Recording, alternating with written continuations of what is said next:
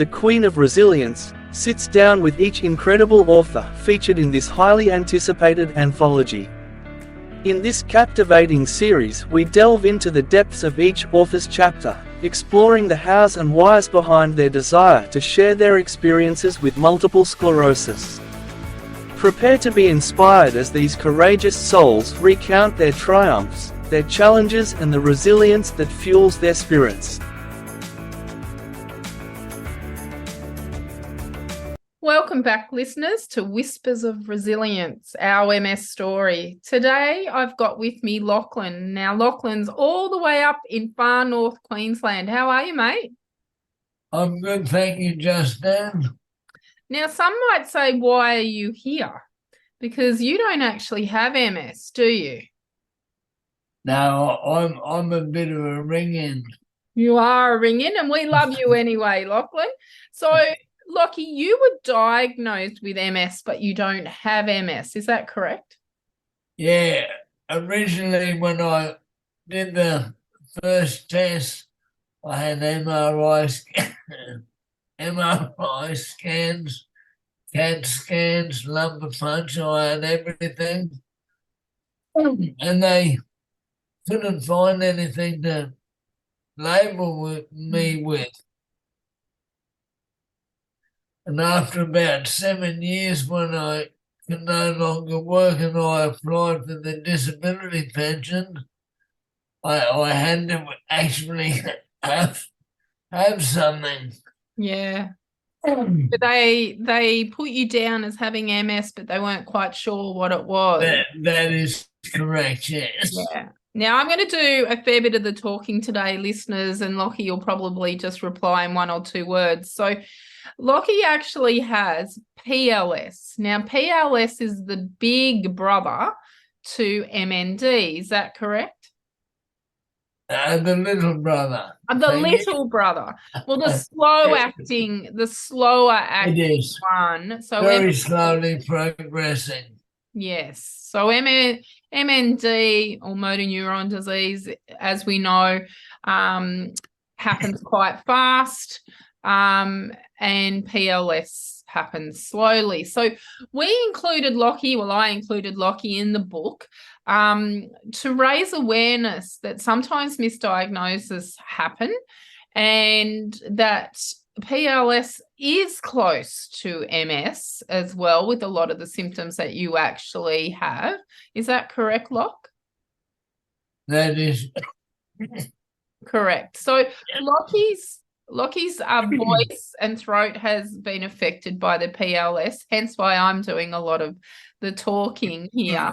And over the space of the last 6 months, Lachlan and I have become very good friends. And I've actually been to Queensland a few times now and met with Loch. And our last time was a lovely afternoon tea on the Strand, wasn't it? It was, yeah. Yeah. Lockie asked me, I said, I'm going to get you a cake. And he goes, get me the biggest, yummiest cake there was. And I did. I think I came out with a triple chocolate cheesecake kind of thing and sat there and watched him eat it because there was none of that I could actually consume. So, Lockie, why did you want to be a part of the book?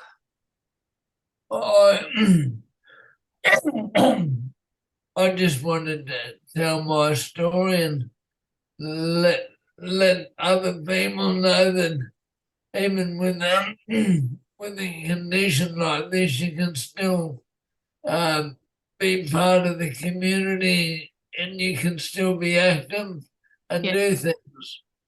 That's right. That's right. You know, just because we have disabilities doesn't mean that we have to stay locked up at home, does it?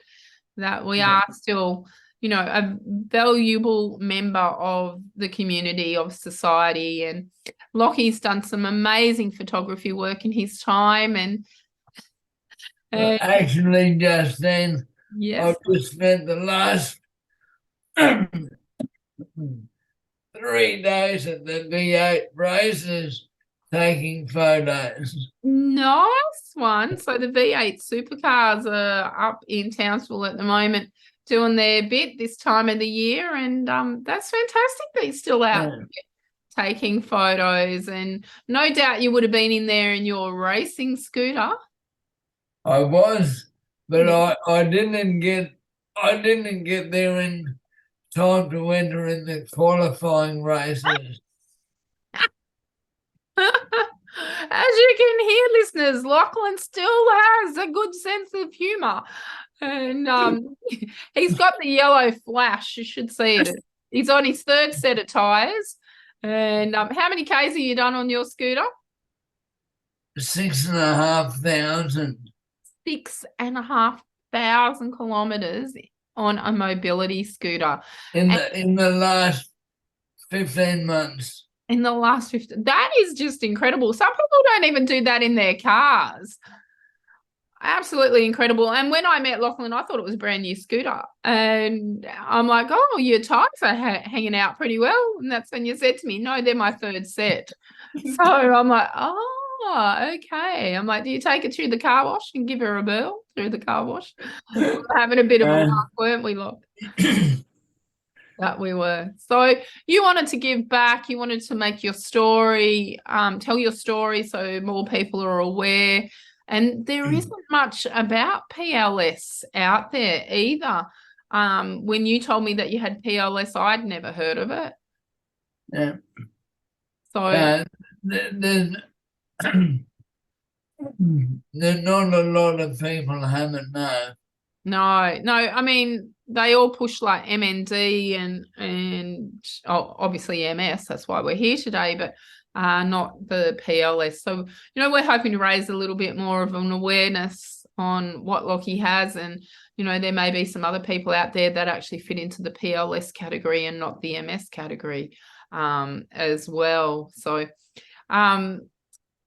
what would you tell someone, Lockie, if they were not sure that they were diagnosed properly?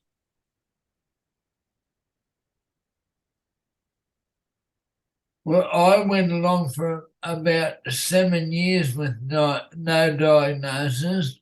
Yeah. Knowing full Frustrating. well that I did have something. Yeah. How did it feel when you were diagnosed then with the proper thing? I felt relieved to know what I actually had, yes, for sure. I think out of all of it, that's the hardest thing, is waiting for your diagnosis, because everything's going through your mind at 1,000 miles an hour, and that there's something wrong with your body, yet externally, a lot of the time, people can't see it. And then you start questioning whether you're losing your mind or not, because you can't see it. My actual neuro at the time put me into a psychologist. Or was he a psychiatrist? I don't know. I'll have to look it up. Into an ologist anyway, because he told me it was all in my mind. And, well, it was in my mind because I actually had scarring on the myelin sheath. And it wasn't until I changed neuros, which, we can do in Australia, is if you're not happy with the doctor that you're seeing, you can definitely ask for a second or even a third opinion. That said, the reason why this isn't working in your body is probably because of this lesion that's in your brain. And I'm like, are you serious? I've just gone through 3 months of seeing the ologist. I can't remember, like I said, if it was a psychologist or psychiatrist. I think it was a psychologist. And they had me on antidepressants and everything like that, telling me it was all in my mind and I was making it all up.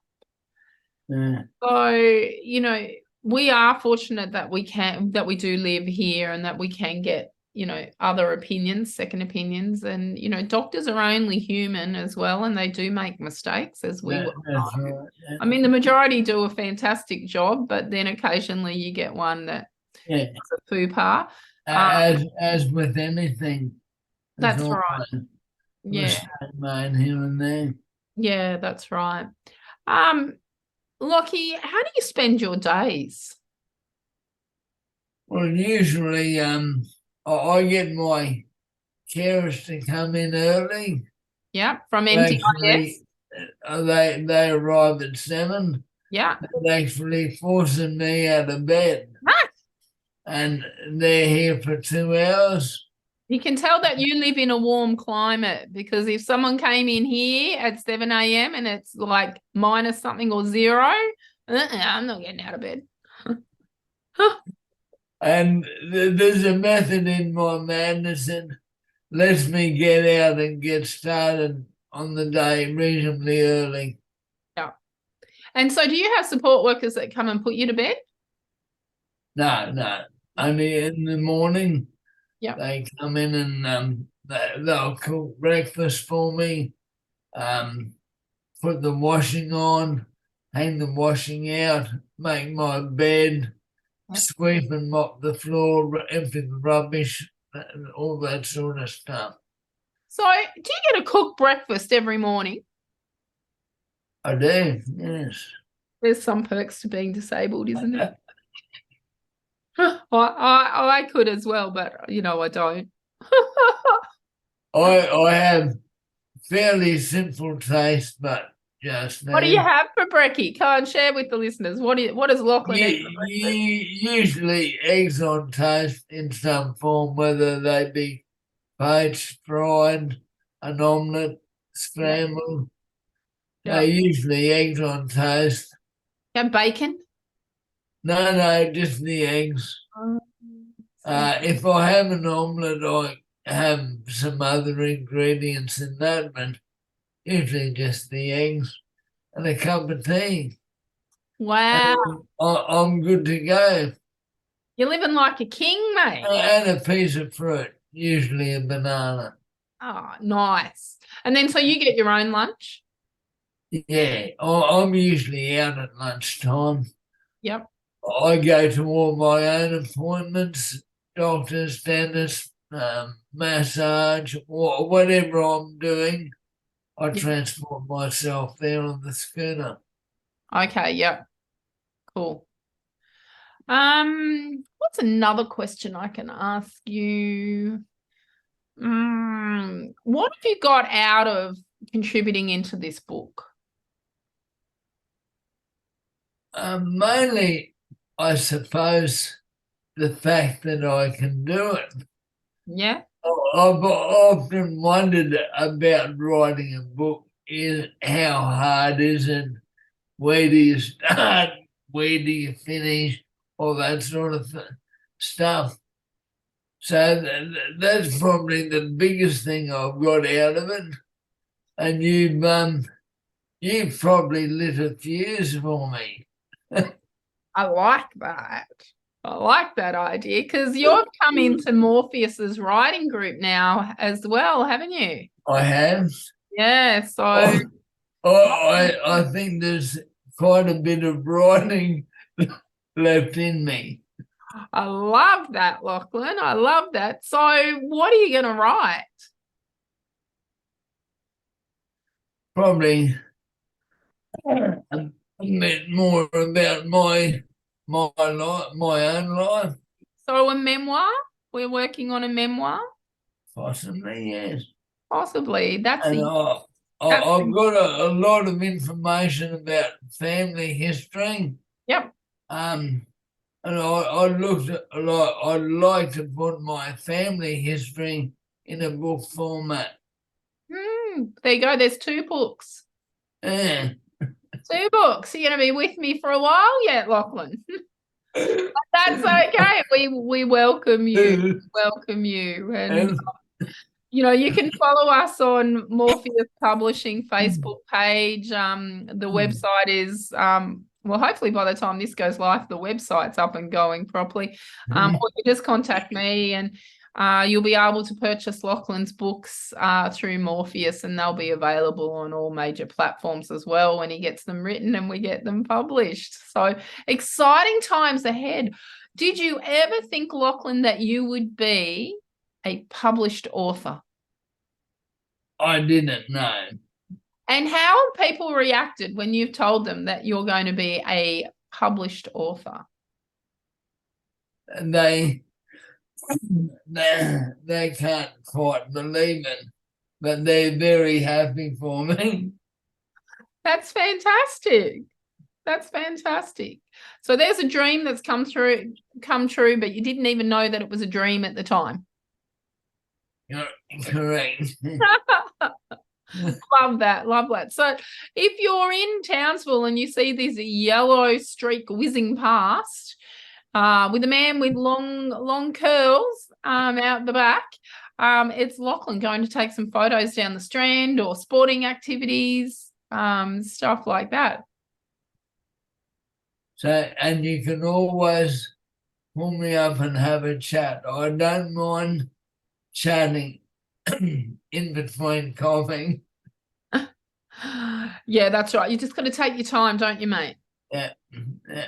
When you're talking. So there you go, listeners, and those that are viewing on the vlog past, that if you do see Lachlan whizzing past, pull him up and have a chat. Ask him what he's taking photos of and what he's up to, and he'll stop and have a chat with you. So is there anything that you wish that you'd put in your chapter but had forgotten? Well, there's lots of things I didn't get. You kind of ran out of words, didn't you? Like you were. I was just about to say I didn't get enough words to tell my full chapter. So I was limited. You only got 3,000 words and he wanted to write more. There was a couple of other authors that when they submitted their chapters, they were like nearly 8,000 words. I'm like, guys, you've got to take 5,000 words out of this. And if you can write that many, you really need to stick with me and write your memoirs at the end of this. So, and that's why you're writing your memoir as well, Lachlan, is that you've got far more to share to the world. And we look forward to reading all of that. Well, I know I do. It's been an absolute pleasure to have you in this book, and the community that we've made, the social and community participation has been amazing. You were there for most of the writing workshops that we had, all the groups, 2, 3, 4 times a week, some weeks. And what did you learn from all of that, Locke? Oh, well, probably that I'm not the only one out there with problems in my life. It was quite interesting to hear other people's stories. Yeah. And how they combat or get around particular problems in their life. And you learn how to write. And I learned how to write. Lots of chats with me, lots of listening to my voice. So by the time he's finished writing his memoir, people, and then his family history, he's going to be sick of my voice. I don't think that will happen. Yeah. Thanks, Locke. All right, well, listeners, I'm going to let Lachlan go and rest now and save his voice a little bit. And we would like to thank you for joining us today and listening in on Lachlan's chapter. You'll have to buy the book to find out all the details in it. And then definitely follow him on social media as well, because his social media is, what's it called, Lachlan? You mean my Instagram. Yeah, your photography. Yeah. On Instagram, it's I can't think of the name of it off the top of my head. Art Leasing Queensland. What is it? Art Leasing Queensland. Art Leasing. Oh, that's right. It's Art Leasing in Queensland. But we'll put that in the show notes as well for this. And we'll put Lockie's bio in there as well, so you can contact him direct. Check out his photography. It's absolutely amazing. That yellow flash as he's going along the Strand there. So anyway, listeners, thanks for joining us. You can purchase a book. The link will be in the show notes for it, and we'd love you to do that. 25% of the sales are going back to MS research to find a cure, and we look forward to sharing our stories with you. We do. Thank you, Justine, and thank you, everybody, for listening. You're welcome, Lachlan. And remember, everyone, stay healthy. Are you ready to be inspired? Get ready for the book that will touch your heart and ignite your spirit. Whispers of Resilience, Personal Stories of Living with MS is now available for purchase. Have you ever wanted to peek into the lives of individuals who have triumphed over adversity? Look no further. This highly anticipated anthology brings together a group of exceptionally talented authors, all living with multiple sclerosis, who share their personal journeys with unyielding honesty and vulnerability. At www.resiliencemindset.com.au, you can now secure your copy of this remarkable book that captures the essence of resilience, hope, and the power of the human spirit. Dive into the stories that will captivate your imagination and open your heart to the triumphs and challenges faced by these courageous individuals. With each turn of the page, you'll witness the unbreakable spirit of these authors, as they navigate the unpredictable terrain of MS. Their words will inspire you, uplift you, and remind you of the incredible strength that lies within. Visit www.resiliencemindset.com.au now and embark on a transformative journey through the pages of Whispers of Resilience. Get your copy today.